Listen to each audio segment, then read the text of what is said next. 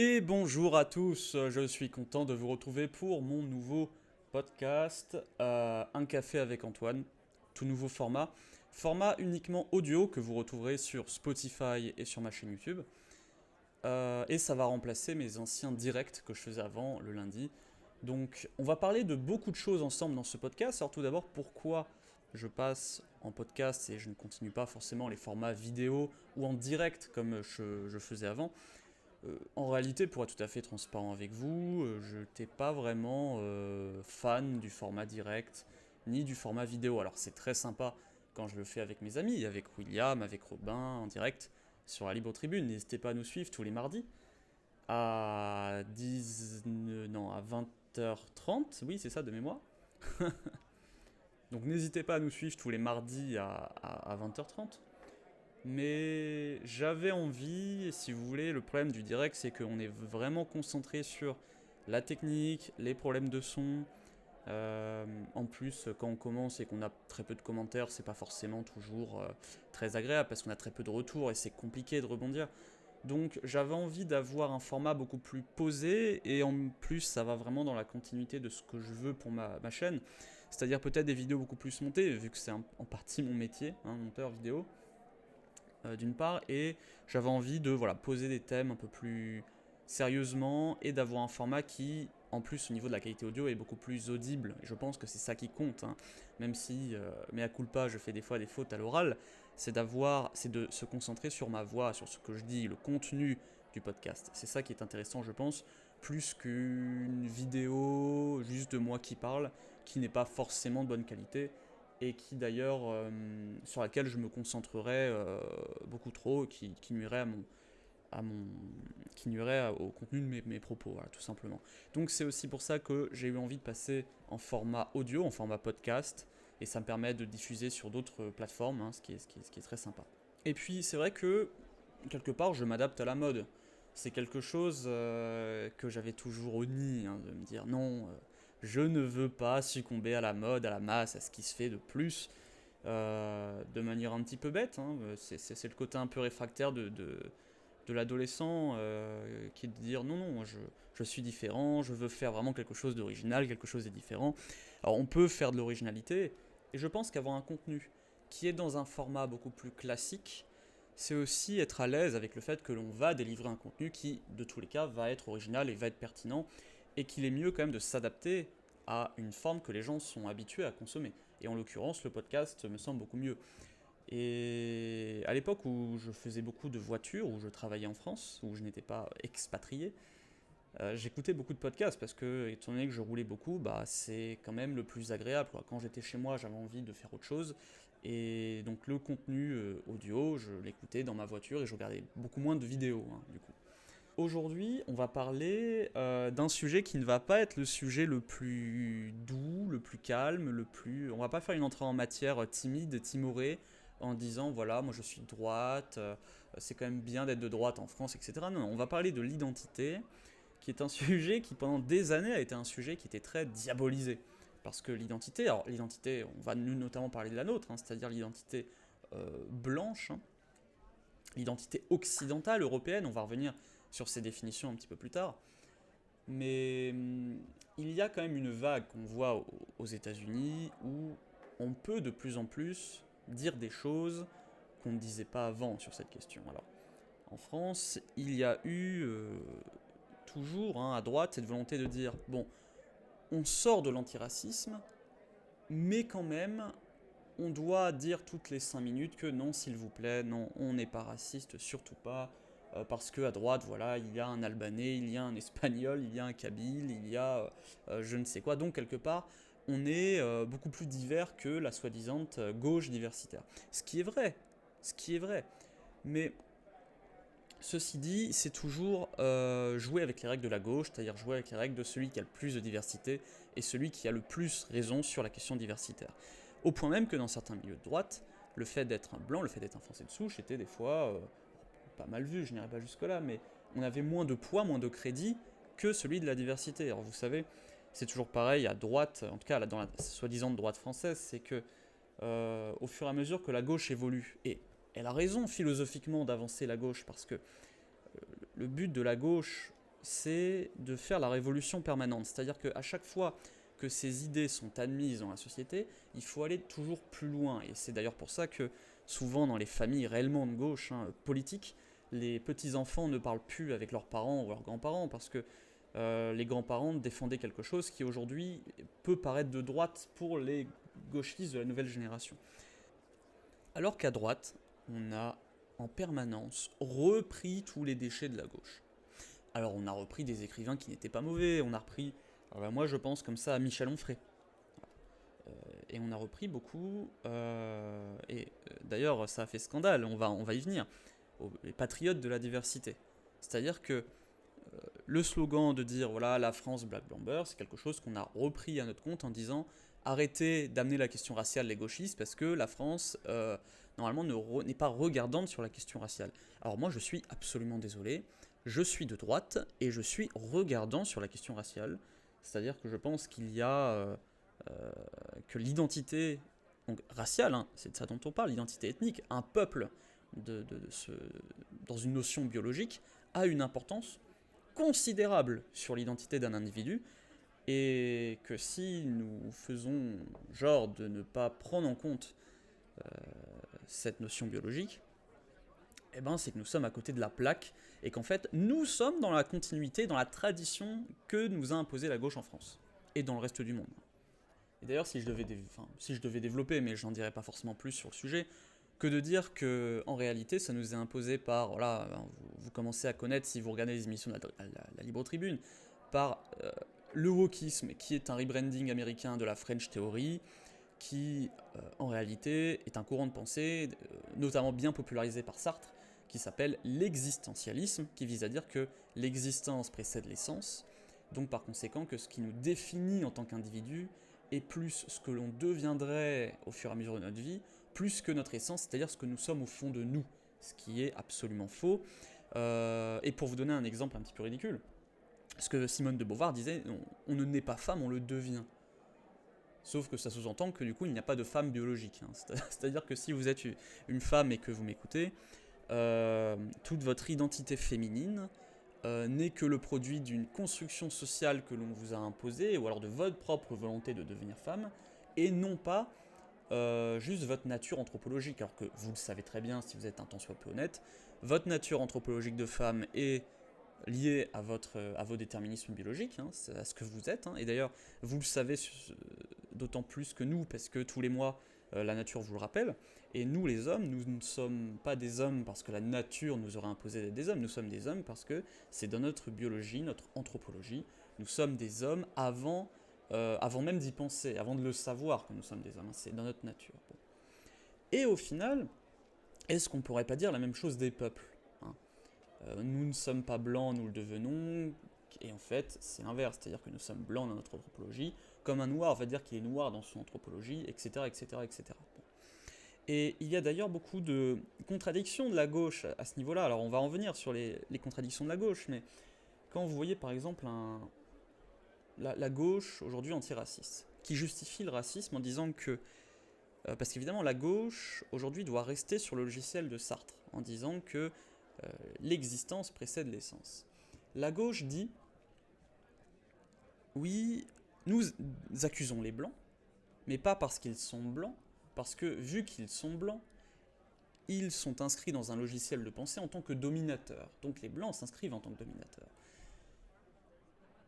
Et par contre, quand un noir, admettons, va avoir un comportement dit de blanc, entre guillemets, donc il va être assimilé ou bien intégré, il va être critiqué par la gauche en disant que c'est un bounty. Donc quelque part, c'est-à-dire que là, il n'est plus un dominateur parce qu'il a un comportement de blanc, c'est-à-dire qu'on le renvoie à sa couleur de peau. Donc on le renvoie à son essence. Et d'ailleurs, vous verrez, un blanc aussi assimilé que possible à la gauche, au monde arabe, à la Nouvelle-France, comme dirait Mélenchon, eh bien, il va être renvoyé à son identité de blanc. Donc, peu importe ce qu'il aura fait pour la diversité, peu importe ce qu'il aura été, et même peu importe qu'il n'ait pas ce logiciel de dominateur, eh ben, on va lui dire que, quelque part, vu qu'il est blanc, eh ben, c'est un colon, c'est un méchant, c'est ceci, cela, et qu'il doit il doit continuellement s'excuser. Alors s'excuser, les gauchistes ne vont pas le formuler de cette manière, ils vont dire que continuellement, il doit travailler sur lui-même pour enlever ses caractères de dominateur, hein, voilà, plus ou moins. Mais bon, sortons de ces thématiques de malades mentaux de la gauche, et revenons à l'identité qui est quand même très, très prometteuse, parce que il y a quelques jours, moi ce qui m'a fait extrêmement plaisir, c'est que l'américain Nick Fuentes, qui est un... Alors pour ceux qui ne connaissent pas la politique américaine, Nick Fuentes, c'est un influenceur américain, d'ailleurs je pense que c'est le plus grand influenceur mondial issu de la Gen Z.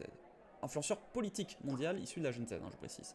Il fait des millions de vues sur TikTok, sur Instagram, sur Rumble, YouTube et également, mais surtout Rumble, parce que c'est, on va dire qu'en termes de liberté d'expression, Rumble a un plus gros passif que YouTube en dehors de la France, vu que Rumble est interdit en France. Et donc Nick Fuentes est quelqu'un qui était, pour des bonnes ou mauvaises raisons, qui était mis à l'écart du camp républicain, le camp de la droite aux États-Unis, pour des positions ethno-différentialistes, donc j'entends en disant que l'Amérique est une nation qui est majoritairement blanche, à 80%, 90%, et que changer cette donnée, changer ces paramètres, c'est changer l'identité de l'Amérique. Il a également été très critique envers Israël. Alors, la position des États-Unis par rapport à Israël est très différente de la position que nous, en France, on peut avoir par rapport à Israël. Donc, c'est des critiques qui sont très différentes hein, en fonction de notre position à l'Orient ou à l'Occident de l'Atlantique. Et donc, pendant des années, il avait été mis à l'écart. Bon. Trump arrive au pouvoir, génial, hein, j'ai envie de dire, et beaucoup sont, à tort ou à raison, déçus de la politique de Trump. Non pas dans le sens où, comme on l'entend en France, il est trop radical, mais dans le sens où il ne l'est pas assez. Et tous ces jeunes gens, parce que ce sont des jeunes gens pour beaucoup d'entre eux, rejoignent le camp des Groypers, c'est-à-dire le camp de ceux qui suivent Nick Fuentes. Et Nick Fuentes le dit de lui-même, hein, et beaucoup le disent, que c'est l'ennemi numéro 1 de Trump aujourd'hui. La gauche a perdu, les gens vont de plus en plus vers la droite parce que le cirque de la gauche est en train de finir, hein, mine de rien.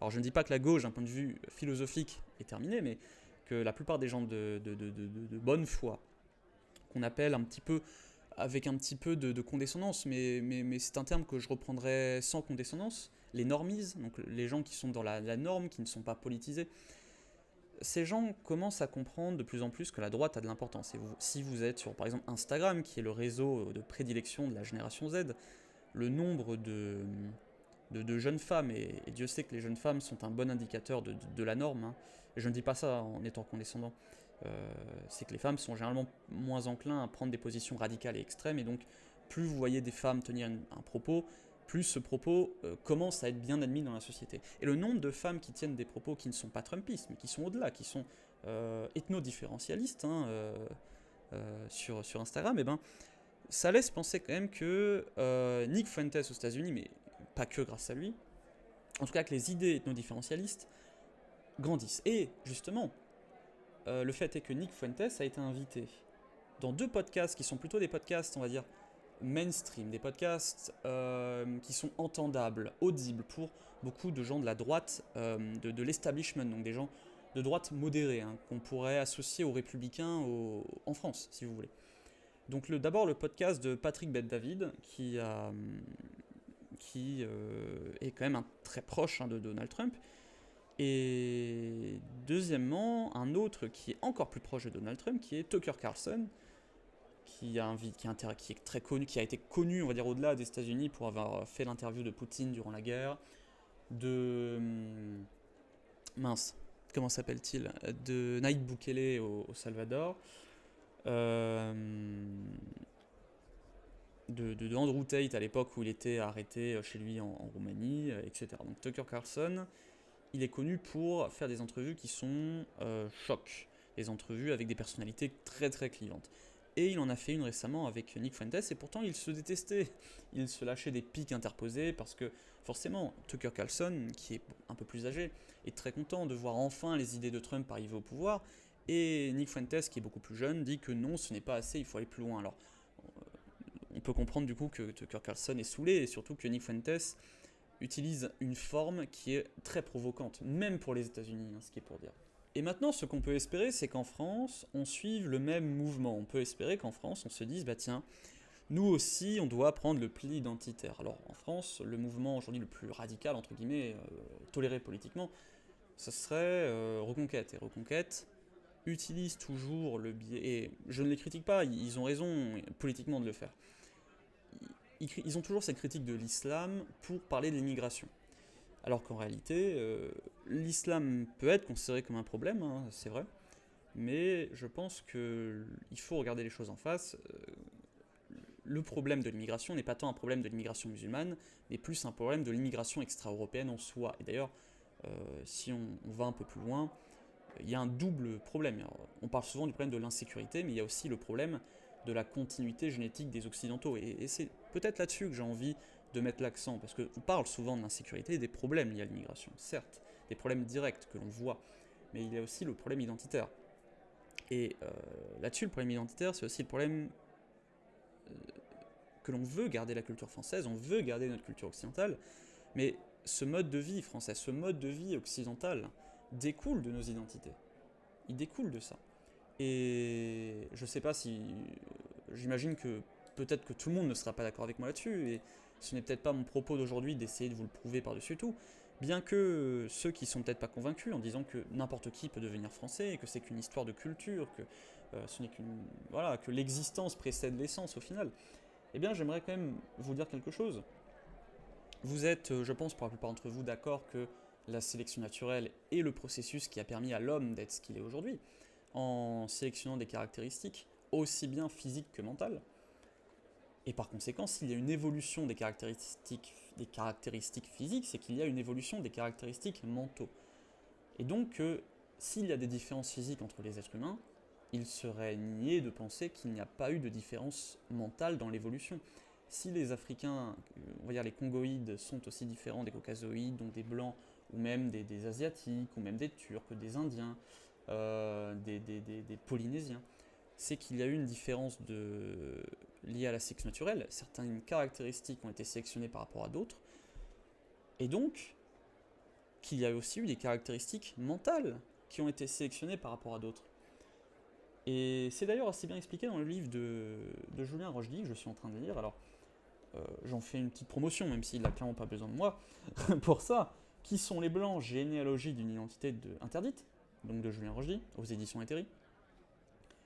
Et moi, ce qui me réjouit dans ce livre, c'est qu'en fait, sur les grandes questions, qui sont de dire qui sont les Blancs, est-ce qu'un Ibérique est plus proche d'un Suédois que d'un Marocain? Réponse oui. Eh ben, je suis d'accord avec Julien Rochdy sur quasiment tout. Et pourquoi je vous parle de ce livre? Parce que Julien Rochdy prend le parti de critiquer les mots européens et occidental, donc le mot occidental, pour parler des Blancs. Pendant très longtemps, j'ai utilisé le mot occidentaux, parce qu'en fait, parler de blanc, c'est un terme un petit peu qui peut galvaniser un certain ressentiment. Maintenant, on utilise, et je vais vous donner un autre exemple, maintenant on utilise le terme indo-européen pour parler des peuples qui s'appelaient avant les Aryens, ou qu'on pouvait appeler les Aryas. Et on utilise indo-européen parce qu'au XXe siècle, un certain dirigeant allemand a utilisé le terme arien à son compte, d'ailleurs en grossissant un peu le trait, en disant que ça concernerait que les Germains, ce qui est faux. Et donc on a peur d'utiliser ces mots-là. Bon. Donc on utilise plutôt indo-européen. Ce qui d'ailleurs n'est pas totalement... ce qui est en fait attribuer à un peuple les caractéristiques de ses descendants. Donc les Européens et les Indiens. Et si on devait être un peu plus rigoureux, on pourrait même dire les Indo-Irano-Européens. Bon. Mais il y a d'autres mots qui peuvent être aussi employés. Je sais que mon ami Robin, maître de grammaire, du nom de sa chaîne, préfère parler des vecteurs, vu que ce sont eux qui nous ont, par le biais du cheval, hein, par le biais du char, par le biais du fait que ce soit les premiers à avoir apprivoisé l'animal, le chien, eh bien, ce sont des vecteurs de civilisation, hein, les Indo-Européens, ce sont ceux qui sont à l'origine des Hittites, à l'origine des Kurdes, à l'origine des Iraniens, donc des Perses, des Indiens, des Européens, les Européens sont à l'origine de l'Amérique du Nord, de l'Amérique du Sud, de l'Australie, donc de l'Afrique du Sud. Donc nous avons comme ça, ou même des Tokariens, et les Indo-Européens ont en partie influencé la Chine dans bien des domaines. Donc nous sommes en fait à l'origine, nous descendants des Indo-Européens, donc les Indo-Européens sont à l'origine de beaucoup de grandes civilisations, et c'est pour ça qu'on pourrait les appeler les vecteurs. Et c'est vrai que ce n'est pas bête. Alors j'ai un peu du mal à l'employer au quotidien. Je pense que je continuerai à parler d'Indo-Européens pour ma part, mais bon. Et je fais ce parallèle parce qu'en fait c'est la même chose avec les blancs. C'est-à-dire que le mot blanc a tellement été utilisé à tort et à travers pour dire que les blancs étaient des méchants, que j'ai eu tendance à préférer les occidentaux, parce que c'est notre civilisation, la civilisation occidentale. Et c'est un terme qui est éminemment géographique. Alors, je n'utilise pas les Européens, parce que ça fait belle lurette que les Blancs ne sont plus uniquement en Europe, et ça participe d'ailleurs à un ressentiment anti-américain que je ne partage pas du tout. Donc je n'aime pas utiliser ce mot européen, sauf quand ça concerne uniquement, là pour le coup, un sujet qui concerne que les habitants du continent européen. Mais les occidentaux, ça renvoie à une double notion, géographique et philosophique. C'est-à-dire, nous sommes à l'époque où nous n'avons pas découvert l'Amérique, nous étions à l'Occident de tout le monde connu, si ce n'est peut-être l'Afrique de l'Ouest, oui, si on veut. Et d'ailleurs, le Maroc s'appelle, le nom Maroc au marocain, c'est Al-Maghrib, c'est-à-dire à l'Occident du monde arabe connu, hein, vu que ce sont les Arabes, entre guillemets, les Arabes arabisés, enfin les arabisés les plus à l'Occident du monde. Et le Maghreb, d'ailleurs, ça vient de la même racine, hein, Maghreb, donc à l'Occident de. Mais le Maroc est en plus à l'Occident du monde arabe et à l'Occident du Maghreb. Voilà. Mais du monde, on va dire, mais du monde que nous connaissions, nous étions vraiment à l'Occident. Hein, et c'est aussi une manière de s'opposer au monde oriental, hein, l'Occident à gauche, l'oriental à droite. Et il y a aussi voilà, ce concept du coup qui est devenu philosophique, la mentalité occidentale et la mentalité orientale. Mais au final, la mentalité occidentale est une mentalité qui découle d'un ensemble de peuples, un peuple blanc hein, en réalité, et la mentalité orientale découle d'un ensemble de peuples orientaux, beaucoup plus divers, hein, les peuples orientaux par rapport aux peuples occidentaux entre eux. On peut penser aux Turcs, on peut penser aux Arabes, on peut penser aux Kurdes, aux Syriens, aux Assyriens, aux Libanais, aux Juifs, aux Berbères, voilà, bon, aux Perses, il y en a beaucoup. Et donc, tout ça pour dire que je suis éminemment content que cette question commence à venir en France, parce que notre droite a toujours énormément de retard sur le reste du monde. Hein. Donc il est important qu'on s'empare de la question identitaire. Parce que la question identitaire, c'est la question du survie du peuple, le peuple occidental, qui est à l'origine, donc le peuple blanc, hein, qui est à l'origine de la civilisation occidentale ou civilisation blanche, qui est la civilisation, je suis désolé de le dire, mais en même temps c'est vrai, la civilisation la plus ingénieuse, la plus puissante, la plus forte, la plus talentueuse du monde. Ça ne veut pas dire que les autres civilisations et les autres peuples n'ont pas de mérite. Je veux dire, le Maroc a un peuple singulier, avec une histoire singulière, un art singulier. Euh, la Chine a sa civilisation singulière, a son art singulier, etc. Mais il faut être honnête quand même. Les Occidentaux, d'un point de vue militaire, bon, ont roulé sur le monde. Et puis quand bien même, je veux dire, quand bien même, les Occidentaux ne seraient pas la meilleure civilisation du monde. Eh bien, peu importe. Je suis un occidental, je suis un blanc, donc j'ai envie de défendre mon identité, ce que je suis. Et ce que je suis, c'est un blanc. Donc, et d'ailleurs, si je vais plus loin, j'ai envie de défendre l'identité française, étant donné que je suis un Français. Et j'ai même envie de défendre l'identité normande et picarde, hein, vu que je suis de ces régions-là. Bon. Mais je vois un réel péril au sein de l'Occident, sachant qu'il y a une proximité, comme je l'ai dit, qui est dingue entre les Occidentaux. Et le problème n'est pas tant que l'identité française disparaîtrait au profit d'une identité allemande ou norvégienne, hein, c'est que l'identité française disparaîtrait au profit d'une identité extra-européenne. Et d'ailleurs, je suis le premier quelque part à me désoler qu'on en arrive à un point où on est obligé de parler de la question identitaire. Parce que, vous savez, ce qui pouvait animer l'Occident il y a encore 20-30 ans, c'était le progrès technologique, l'exploration spatiale. Vous savez, ce genre de problématique très blanche, hein, de dire bah là il faut aller plus loin, il faut repousser toutes les limites. Certains parlaient de la civilisation prométhéenne, hein, le peuple prométhéen, la volonté d'aller de l'avant, la volonté d'aller toujours plus loin. On pourrait faire des biais avec SNK, hein. D'ailleurs, le manga SNK, l'attaque des titans, donc il faudrait que je parle dans une émission qui est un chef-d'œuvre là-dessus. Mais donc on a un peuple qui va de l'avant, va toujours plus loin, ce qui est une mentalité très guerrière. Et on le voit, le peuple européen est le peuple le plus guerrier du monde. Le nombre de guerres qu'on a fait sur notre propre continent, c'est catastrophique. Enfin, c'est catastrophique. C'est terrifiant. J'utiliserais plus ce mot, c'est terrifiant. Et ça a fait qui nous sommes aujourd'hui. Ça ne veut pas dire que les autres peuples à travers le monde ne sont pas des guerriers, qu'il n'y a pas, voilà, les Bantous ont une tradition guerrière, ce sont des redoutables guerriers apparemment, d'après Bernard Lugan. Les guerriers mongols, je pense, sont aussi très terrifiants, ont été très terrifiants. Voilà, il y a, et les Turcs, hein, à ne pas négliger. Mais les Occidentaux ont quand même cette tradition guerrière bien à eux. La preuve, nous avons envahi plusieurs autres continents avec plus ou moins de difficultés, mais qui sont toujours ethniquement occidentaux aujourd'hui. Je pense à l'Australie, je pense à l'Amérique du Nord, à l'Amérique du Sud dans une moindre mesure, et que nous avons également dominé l'Afrique. Et ça me fait d'ailleurs beaucoup rire, parce que en parlant des contradictions de la gauche tout à l'heure, il y a une contradiction qui est assez étonnante, qui est de dire que les Blancs sont faibles, les Blancs sont fragiles, physiquement les Blancs ne sont pas forts, voilà, mais que nous sommes méchants parce que nous avons colonisé le monde. Mais alors, il faut savoir, c'est-à-dire que soit nous sommes des pauvres petits blancs fragiles et extrêmement faibles, et dans ces cas-là, eh bien, soit vous êtes voilà, les étrangers très virils et très forts et tout ça, soit nous sommes extrêmement méchants, nous avons envahi le monde, et dans ce cas-là, nous sommes surpuissants militairement, nous sommes surpuissants à tous les points de vue, et voilà. Bon, moi ce que je pense dans tout ça, c'est qu'en effet, nous avions été les plus forts, nous avons été les conquérants, nous avons été les plus brutaux, les plus capables d'eux. Il y a eu des débordements, il y a eu des choses qui ont été faites par les Occidentaux qui sont anti-chrétiens, qui sont inhumains, je ne sais pas ce que ça veut dire inhumain à vrai dire, mais qui sont pas acceptables, voilà.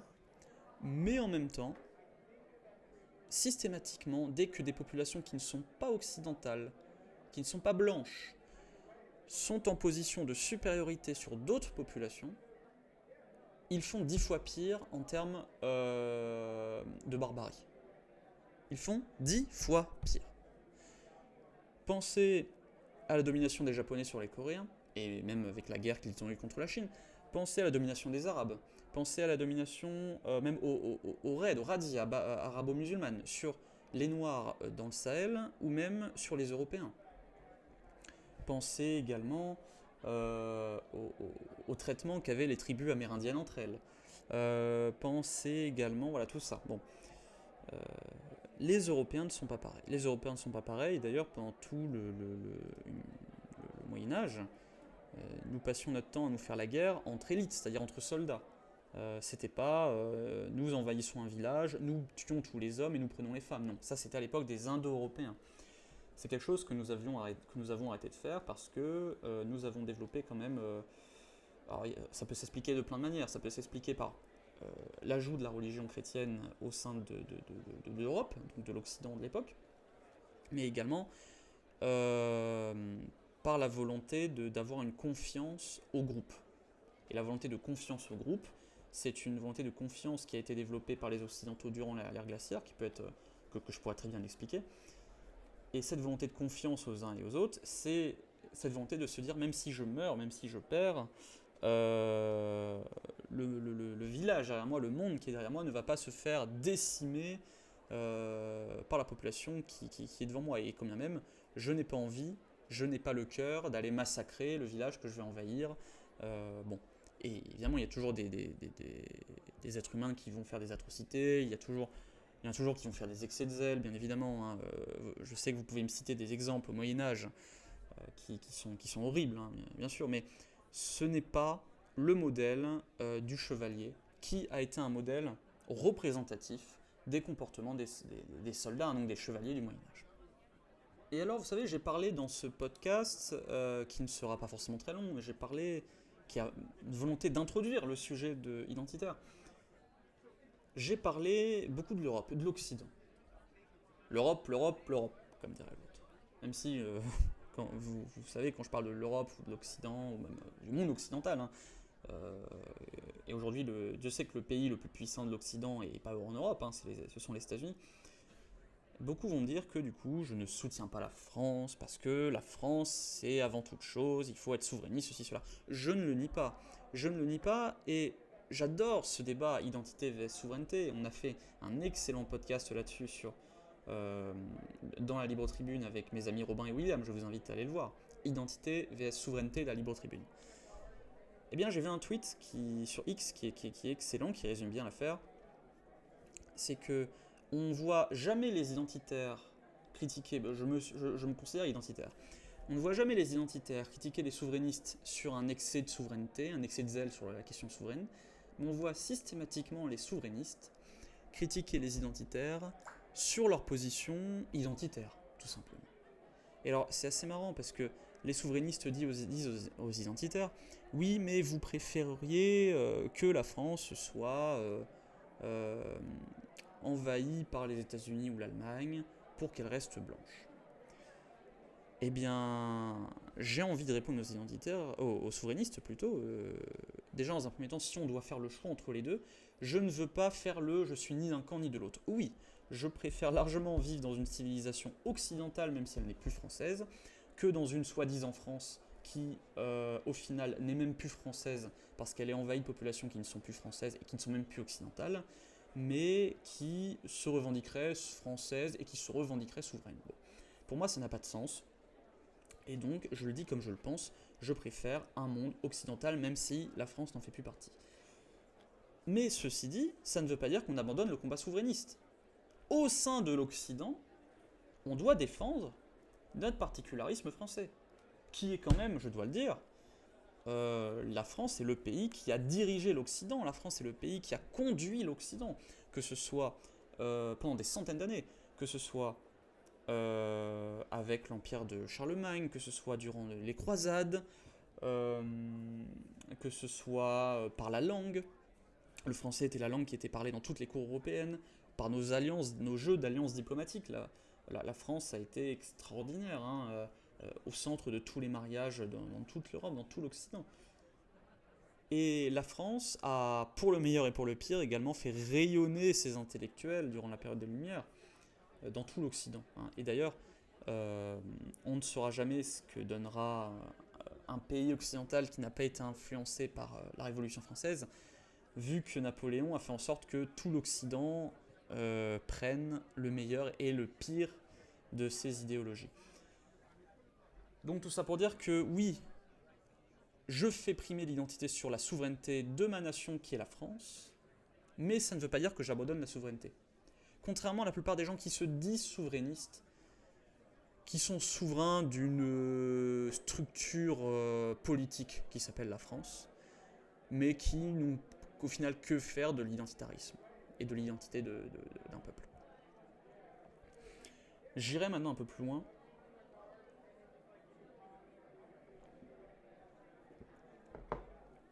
J'irai maintenant un peu plus loin en disant que, vous savez, on a souvent beaucoup d'espoir sur l'étranger.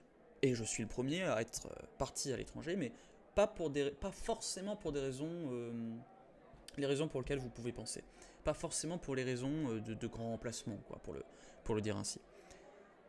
Le grand remplacement va arriver, je vous le dis. Hein, vous pouvez dire que je suis pessimiste, que voilà, j'apporte le mauvais œil. Le grand remplacement va arriver dans absolument tous les pays de l'Occident, vu leur état actuel. Il n'y a pas un seul pays occidental qui est en mesure de résister au grand remplacement dans l'état actuel. Pourquoi je dis ça ? Parce que, au début, on pense la question du grand remplacement par les biais des accélérationnismes que nous avions mis dans nos propres pays. Je m'explique. On dit qu'il y a un grand remplacement parce que nous avons mis en place le regroupement familial. Nous avons le grand remplacement parce que nous avons la politique d'aide sociale. Nous avons le grand remplacement parce que nous tolérons les comportements des extra-européens au sein de notre propre sol en France et de nos propres sols dans les autres pays occidentaux. Oui, c'est vrai, mais pas que. Ces comportements, ces actions politiques, ces lois ont un effet d'accélération du grand remplacement. Parce qu'elles apportent ces populations, parce qu'elles les laissent revendiquer leur identité, et donc elles les laissent avoir un comportement hostile face à nous. Mais en revanche, que ce soit en Roumanie, en Hongrie, en Estonie, en Lettonie, dans des pays, même en Pologne même également, des pays qui avaient des politiques très hostiles à l'égard de l'immigration, eh bien ces pays commencent à se faire grand remplacer. Mais comment c'est possible ? Eh bien, par l'immigration légale, par la politique et les sanctions de l'Union européenne, par l'espace Schengen, par tout un tas de politiques qui font que petit à petit, ces individus arrivent en Occident. Alors on peut se dire, oui, mais s'ils arrivent pour travailler, qui sont très peu, peut-être que l'on peut les assimiler. Le processus d'assimilation, comme on le voit, est un processus très rarissime, et je pense que quand nous sommes à l'aube d'une guerre civilisationnelle au sein de l'Europe, vouloir encore des migrants pourvu qu'ils s'assimilent, c'est quand même un petit peu suicidaire, hein, excusez-moi. Mais je pense que des gens messias qui sont parfaitement assimilés à la France, c'est assez rare. Hein. Et d'ailleurs, beaucoup des immigrés que vous voyez qui sont parfaitement assimilés, pour peu qu'ils aient pris un époux, une épouse de leur origine, leurs enfants vont devoir également faire le travail d'assimilation qui pourtant est extrêmement rare. Donc moi ce que je pense et ce que je vous dis de but en blanc, c'est qu'il n'y aura pas de souveraineté dans n'importe quel pays occidental sans loi ethno-biologique. Le mode de vie occidental est extrêmement attirant, le mode de vie occidental est le mode de vie qui permet à n'importe quelle population à travers le monde de vivre correctement parce que, contrairement à ce que la gauche veut le dire, nous sommes les populations les moins racistes, nous sommes, et d'ailleurs à notre peut-être plus grand regret, hein, parce que c'est notre faiblesse également, nous sommes les populations les plus tolérantes sur toutes les mœurs, sur toutes les questions de mœurs, sans pour autant être dans la dégénérescence primaire. Hein, maintenant, nous le sommes, mais à l'origine, non. Nous sommes les populations qui offront le confort de vie le plus sympathique, parce que nous avons également les meilleurs ingénieurs, nous avons beaucoup de forces vives, beaucoup de grands esprits, de gens intelligents, d'ingénieurs. Nous allons dans l'espace, nous révolutionnons la technologie, nous offrons un cadre de vie qui est fabuleux. Et il est évident que toute population non blanche qui a envie d'un meilleur cadre de vie va vouloir venir chez nous. Et beaucoup sont prêts à travailler très dur pour venir chez nous. Donc que faisons-nous ? Est-ce que nous acceptons de nous faire remplacer par des populations qui ne sont pas moins méritantes, mais qui nous feront perdre cette caractéristique d'occidental que nous sommes ? Il faut des lois ethno-biologiques. Il faut déterminer un peuple souverain, déterminer que, en effet, des populations extra-européennes peuvent venir, que ce soit pour le tourisme, que ce soit pour même s'y installer, pourquoi pas, si elles ont leur raison et qu'elles apportent au pays. Mais quelque part s'inspirer de certains pays comme les Émirats Arabes Unis. Or, les Émirats Arabes Unis, donc le pays de Dubaï, hein, il y a à peu près 10% d'émiratis dans le pays, donc 10% d'autochtones. Et pourtant, ce sont les seuls à avoir la nationalité émirati. Et je trouve ça tout à fait normal. Parce que c'est un pays qui s'est dit, on va faire venir les Blancs, les Occidentaux, pour faire venir des ingénieurs, des grands esprits, des financiers, des investisseurs, et on fait venir des Indiens pour la main-d'œuvre. Et tous ces gens-là n'auront pas la nationalité parce que, précisément, s'ils ont la nationalité, les Occidentaux vont imposer des politiques occidentales et les Indiens vont imposer des politiques indiennes, ce qui est bien normal. Et d'ailleurs, beaucoup d'Occidentaux à Dubaï vont quelque part se plaindre en disant que c'est des politiques qui sont pas les leurs, alors ils vont pas le formuler comme ça, mais ils vont dire que, en gros, que les droits de l'homme ne sont pas là, que c'est quand même une monarchie, que le droit des pauvres Indiens ne sont pas respectés, que ce ne sont pas les droits européens qui sont respectés, et que les marges de tolérance ne sont pas les mêmes, notamment pour le droit des homosexuels et tout ça. Et quelque part, les Émiratis veulent éviter ça. Et donc pour éviter ça, ils ne donnent pas la nationalité à ceux qui ne sont pas des Émiratis. Alors en fait, il y a des exceptions qui sont rarissimes. Il n'y a que le roi des Émiratis qui peut délivrer la nationalité à quelqu'un qui aurait fait quelque chose d'exceptionnel pour le pays. Donc vous imaginez, si tous les ans on délivre à 3 personnes le statut d'émirati, bon bah voilà, c'est des individus qui vont se marier avec des émiratis, qui vont faire des enfants qui sont à moitié émiratis, petits-enfants, hein, 3 quarts émiratis, etc. Donc là, il n'y a pas de souci sur la préservation ethnobiologique du caractère émirati. Et je souhaite que on tende vers quelque chose comme ça en Occident. Ça serait quand même beaucoup mieux pour la préservation de notre civilisation.